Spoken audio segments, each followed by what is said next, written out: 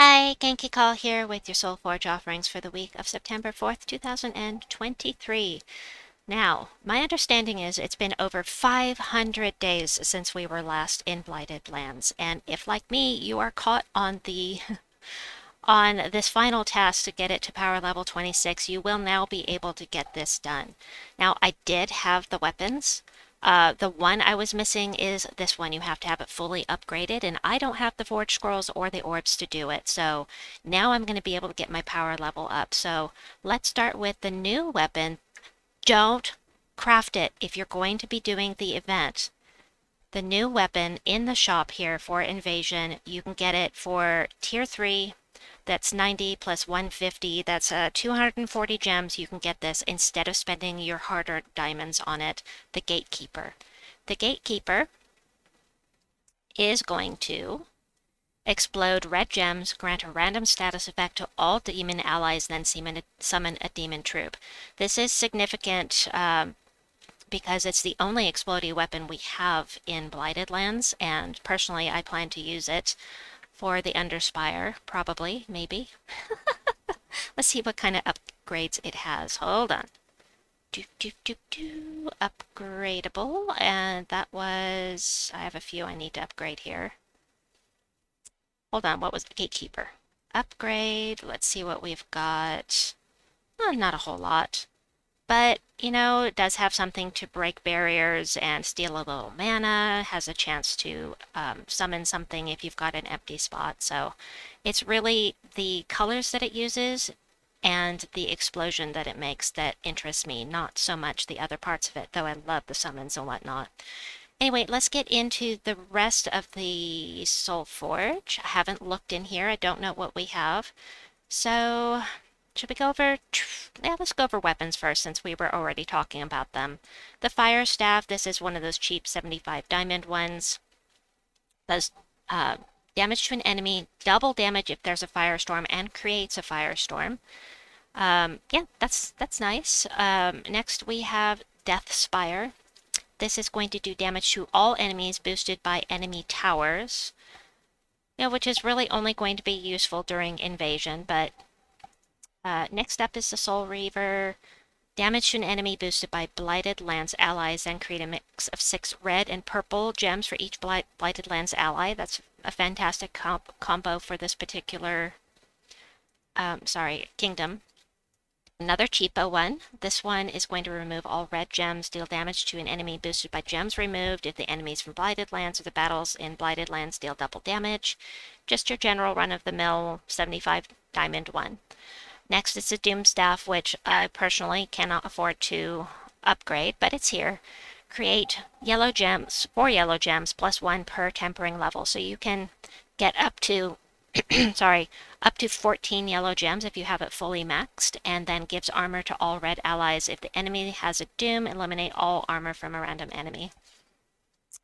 Wand of Stars is always here, as is Trick or Treat and the Curse Breaker stuff. Next is Desdemona's Bolt. This one is going to do damage to an enemy, and if Desdemona's on the team, inflict 2 stacks of bleed.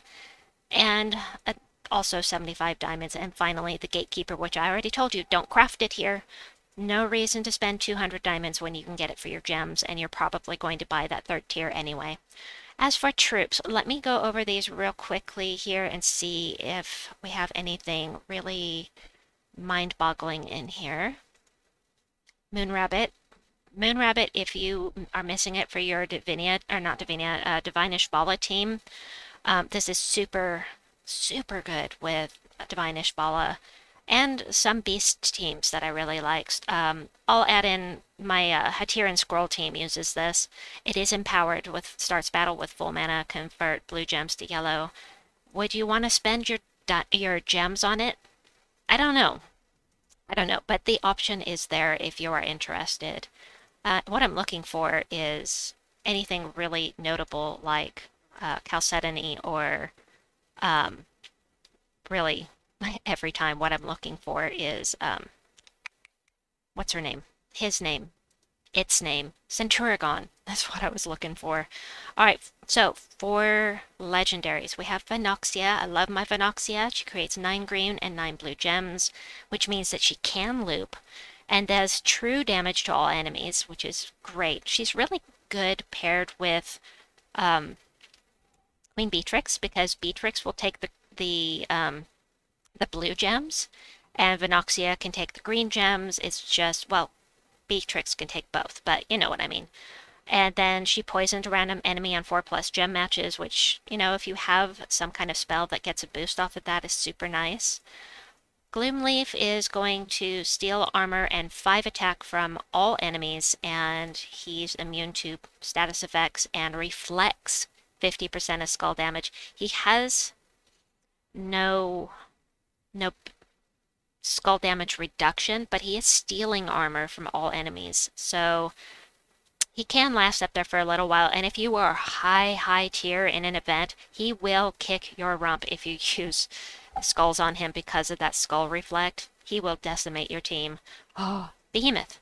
This is going to do damage to all enemies, destroy 12 gems, that's taking them off the board as if they were matched random gems, and gains 10 life on 4+ gem matches.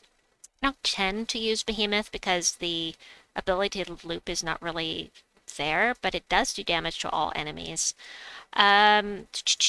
Yes. We have one more legendary. She sucks. She sucks rocks. Okay, this spell is terrible, but she gives all dragon allies a 50% mana start and summons a light storm at the start of battle. Don't care about the light storm, it's the 50% mana start that I like. So, you know, if you want that 50% mana start, she is there. I wouldn't spend 800 diamonds on her personally because her spell sucks, but now that's personal opinion. And you know, if you need a legendary to get your power level up in one of your kingdoms, it might be worth it to you. So as far as the mythics go, first we've got Wolfgaric.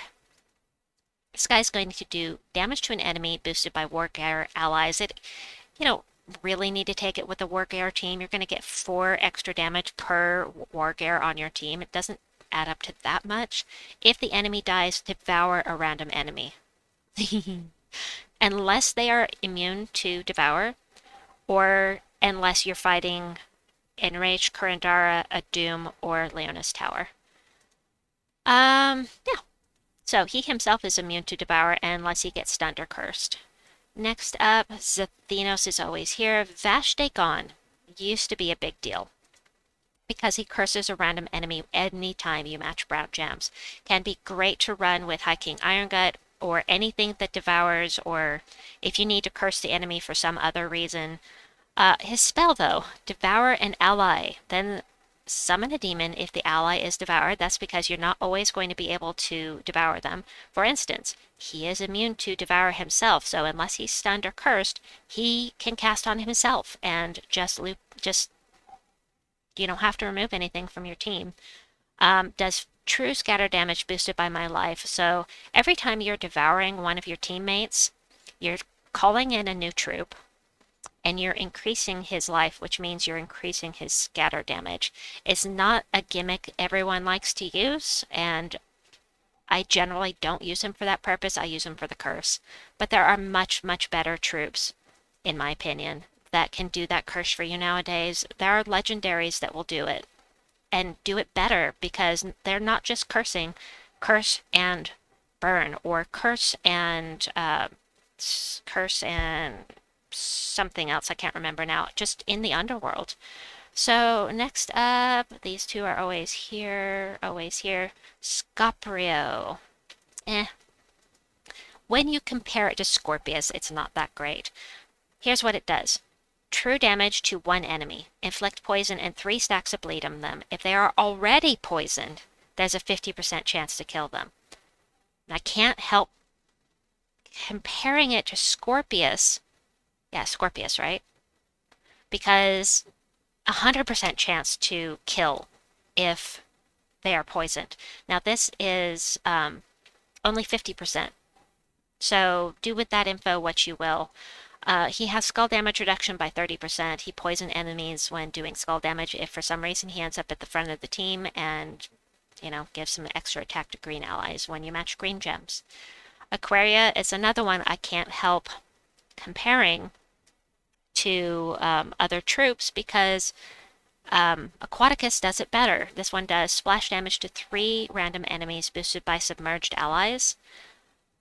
The reason why it's not as good as Aquarius, in my opinion, is because Aquarius is going to submerge the entire enemy team anytime you match 4 gems. So create a blue gem when my turn begins. That's nice. Life to all blue allies when matching blue gems. Now the difference is this one is from Nexus and Aquaticus is from Merlantis. So if you need a mythic for Nexus to get your power level up, of course that is something to continue or consider as well. And that is it. Everything else is always here. Now there is one more thing that I forgot to mention. Hold on a second.